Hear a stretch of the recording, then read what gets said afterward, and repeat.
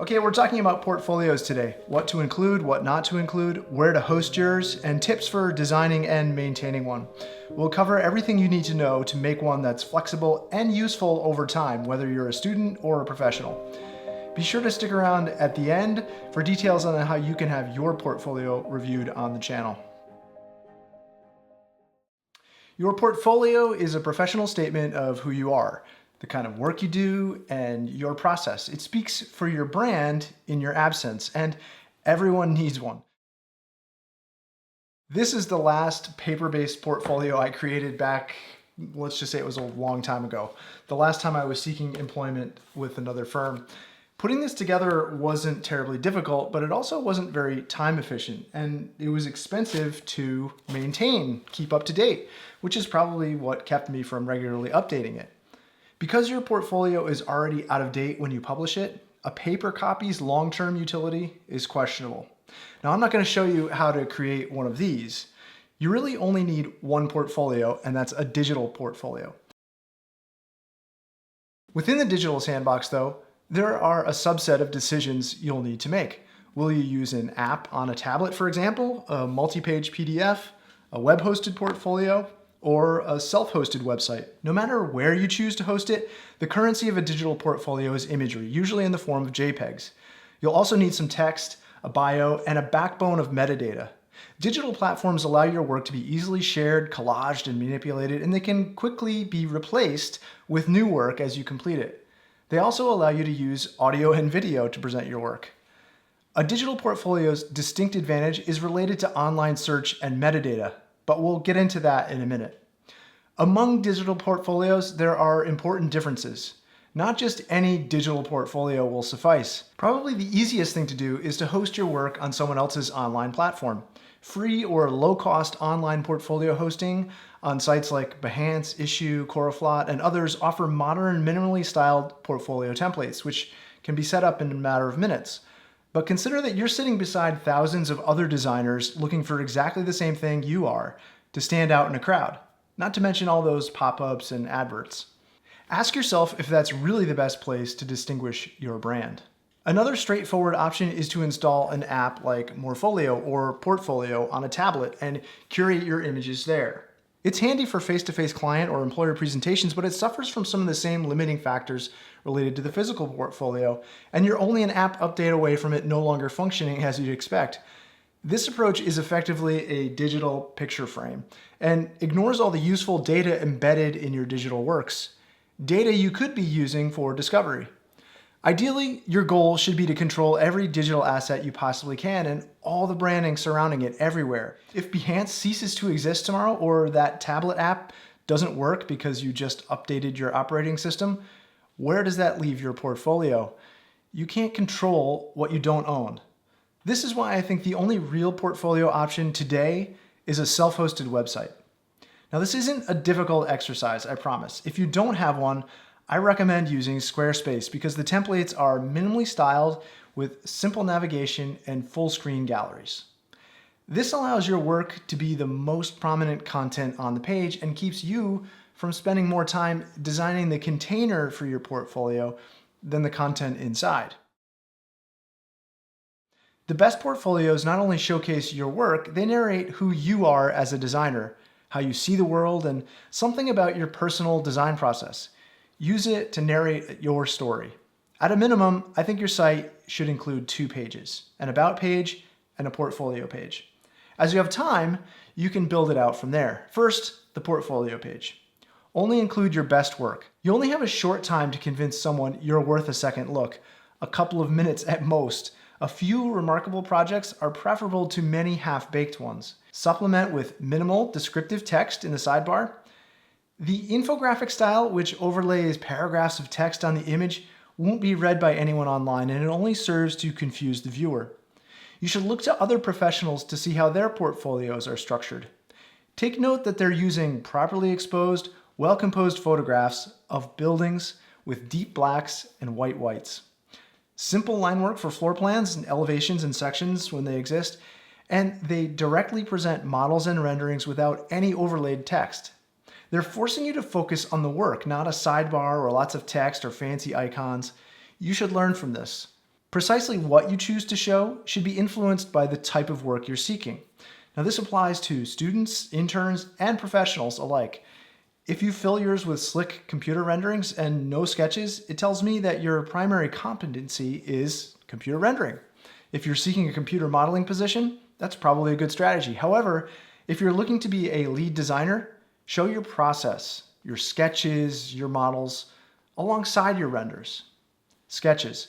Now, hand sketching and the ability to graphically communicate your ideas is fundamental to our practice, and it will always be. It's one of the most sought after skills in our profession at every experience level, so be sure to include them in your portfolio. Models. When I see a hand-built model in a portfolio, I stop and take notice. I recognize on this one that it's a personal bias of mine, but the reason I mention it is to encourage you to research the places or people you want to work with. Understand what resonates with them. If you ring that bell, you'll distinguish your portfolio from everyone else's in their eyes. This goes for businesses looking to establish a presence in a niche or with a specific clientele as well. Computer renders. I think computer renderings are fantastic when done well, but I also think they're a bit of a commodity today. The best renders illustrate your artistic viewpoint, a building's true nature, the messiness of the world, a narrative, a story. This is much more appealing to me than rendering every last shiny pane of glass and every perfect, happy, balloon-wielding child walking toward it. Showing some versatility is a plus too, even for seasoned pros. Sculpture, photography, drawing, furniture design, filmmaking, whatever creative pursuits you engage in when you leave the studio should have some sort of home in your portfolio. Including academic or theoretical projects is usually your only option early in your career. As you begin practicing and building things, always be photographing and documenting your work with your portfolio in mind. Process imagery typically gets lost along the way when you're busy, but it's often just as compelling as the final work. It's proof, too, of your skill as an architect and your ability to shepherd your ideas through the battlefield of design and construction. There comes a point in your career when you're transitioning from student academic work to built work. Tailor your portfolio to the narrative you're advancing. I would expect an intern architect to have fewer built works than a newly licensed architect, while a mid-career architect is likely to have all buildings and no academic work in their portfolio. The jump to professional photography is a big step, but think about the time investment of designing and building the work. Isn't that worthy of hiring another pro to document it properly? It has little value if the photographs don't complement the quality of your design. And image quality directly correlates to what you can charge for your services. Again, it's all about the narrative. Professional photography projects a narrative of confidence to your clients and justifies your professional fee. If you can't afford professional images, invest in a good DSLR and learn to use it along with Lightroom and Photoshop. Be sure to watch my video on what I use in my studio. If you're including project images from a previous employer, be sure to get permission and purchase the rights to use the images on your site beforehand. Photographers, like architects, retain the rights to their work. Architects typically purchase a license to use the photos for marketing purposes. Now, let's get into the second page you'll need on your website /portfolio, the About page. This is your chance to show your personality. A brief bio is helpful, just don't get too cheeky. Draft this as you might your Twitter or Instagram bio. Everyone's sort of accustomed to quickly skimming these for information, and they can say a lot about your character with very few words. Link up a PDF of your CV or your resume. Also, include links to your social profiles somewhere on this page, LinkedIn, Twitter, Instagram, etc. People can click as they want or need more information. And don't forget to include your preferred contact details and make sure it's a professional email address, not something like meatboy96@hotmail.com.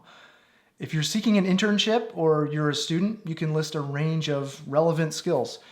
Be sure, though, that if you list it as a skill, that you can honestly stand behind your competency. Can you confidently make something with whatever it is you're listing? If the answer is yes, keep it. Otherwise, leave it off. Now, skills I would look for when hiring are any that display your creative problem-solving skill set. Hand graphics. Can you sketch, draw, watercolor? If so, show me. Visual communication is extremely important. What digital graphic skills do you have? Photoshop, Lightroom, InDesign? Architecture is as much about good communication skills as it is about design skills, and effective communication begins with writing. Do you blog? Have you published anything? Have you given any public presentations? Any web development skills? Do you know WordPress? Are you a social media influencer or expert? Tell me about your online marketing skills. Do you know anything about email list development using ConvertKit, Aweber, or MailChimp? Then there's CAD skills. Now, I don't necessarily care what flavor of CAD you know, because to me, it's just another tool, a means to an end. If you know one CAD program, chances are you can learn any CAD program. How about digital modeling and rendering? Do you know SketchUp, 3ds Max, Rhino, Lumion, etc.? Present the skills you want to be hired for. Work that wasn't designed by you. This sort of goes without saying, but this should extend to projects you didn't have a creative force in realizing. Almost all architecture is the result of a team of people. Architects understand this, and if you're working in a large firm, you may not have generated the building concept. Honestly, state your role. If you were a part of a team, say so. Don't claim credit for something you didn't do. Next up, old work. Your portfolio isn't an archive of every work you've ever completed. Populate it with your best and most current work. Projects from 5 years ago might look dated. Next, a lot of text. People aren't going to read a life history or paragraphs of text, especially online. Structure your text for legibility. Think in the heading 1, heading 2, heading 3 style format. What's the hierarchy of information you want people to understand? Spelling errors. Enough said. Bad photos. If you don't have good photography for a project, leave it out. Poor photography calls into question your other work as well, and your judgment for including it. Next up, construction documents. I'm going to assume if you're building things in the world, you've sort of got this figured out, and if you're an intern or graduate, that you don't yet.